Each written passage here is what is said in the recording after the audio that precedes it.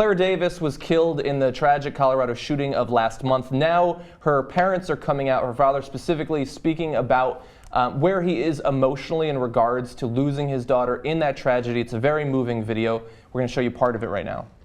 The young man that shot Claire had a name. His name was Carl Pearson.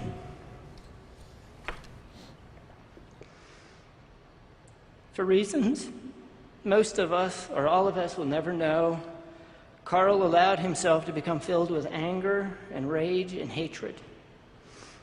That anger, rage, and hatred blinded him. He blindly followed a path that led him to do something that no one should ever do. He took an innocent person's life. He took our daughter's life. Claire's last words are poignant and profound. She said, "Oh my gosh, Carl, what are you doing?" The fact is that Carl was so blinded by his emotions that he didn't know what he was doing. In her most innocent and precious way, Claire tried to shine a light on Carl's darkness.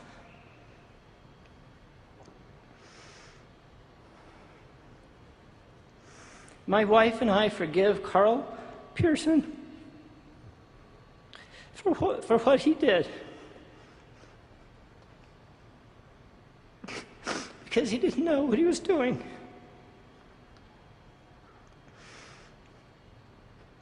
We would ask all of you here and all of you watching to search your hearts and also forgive Carl Pearson. He didn't know what he was doing.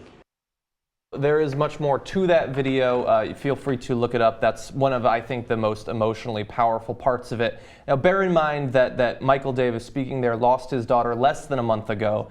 And I have to imagine, although I have no even related experience to draw upon, that speaking about the experience and the way that he did, and particularly about the conclusions that he and his wife have come to, has got to be one of the hardest things possible. Absolutely. I think it takes a lot for him to not only forgive the shooter, but also the fact that he said his name is a big deal, because the local sheriff refused to say his name because he didn't want to give him any type of publicity or notoriety or anything like that. So he made a point to use the first and last name of the shooter. And I think that it takes, I don't know if I could ever forgive someone who takes my own child away from me. And I think that it's a way of coping with what happened, and the emotion in that video gave me goosebumps. You know, it almost makes me want to burst into tears. I mean, amazing. Yeah. They, we use this word a lot. It's like we never used this word, and then 10 years ago or 15 years ago, everybody fell in love with the word grace.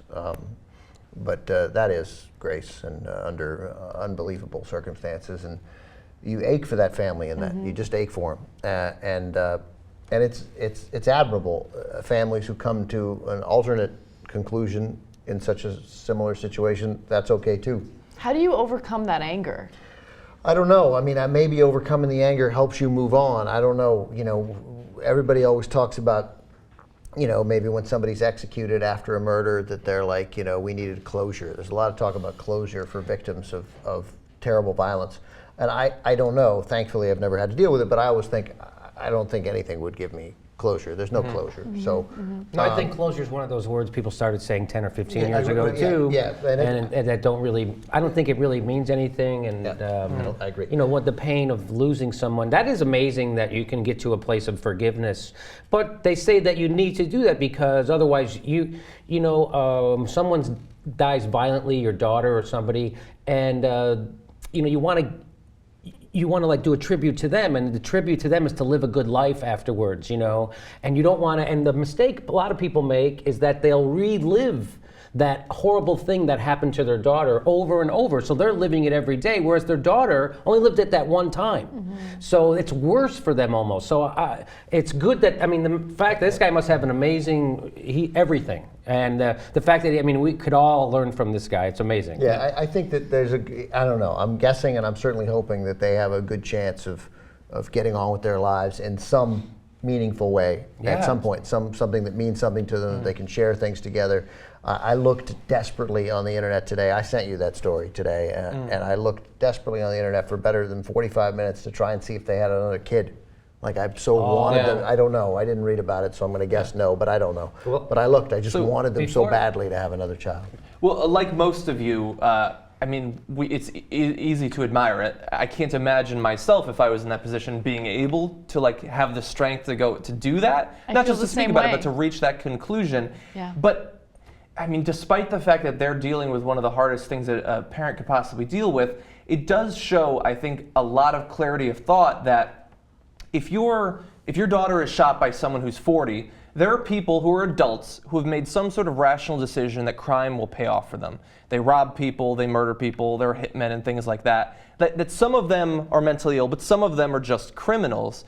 But when a kid in school does it, and supposedly he did it because he lost a position on a debate team, that's not a rational response to that. And in some fundamental way, whenever a kid goes crazy in that way and commits an act of violence when they're that young, it's not just a failure on his part. It's a failure on the school's part, on society's part, on the parents' part, that nobody recognized if there were signs, and I have to imagine in many cases there were, the signs of possibly brewing violence and mental illness. I agree with you conceptually, but in reality, what kind of world are we going to live in where people react to those signs when 99.9% of the people who exhibit those signs are just pissed off and in a bad mood, and they're not going to do anything? I mean, I take it that at some point there are probably signs. You write something down that you're going to kill somebody, but it's hard to spot. And the human tendency is to think, of course, nobody's going to do something this horrible. I admired a lot about what that father said, but he also didn't, while mentioning Carl Pearson's name, he also didn't absolve him of, like, he didn't merely suggest that he had some hate in his heart and couldn't overcome it. While he did sort of drift in that direction. You know, he did say that Carl allowed himself to become filled with hatred. I mean, he made that puts some ownership on Carl, that you have an obligation when you feel these kind of emotions to try and do something about it, to find somebody to talk to. And then later he said he blindly followed a path. While he later then sort of indicated that he didn't know what he was doing, he does put some onus on him. So I just thought it's really mature. It's really emotionally mature what those parents said, and I hope it helps them. Obviously, we all do.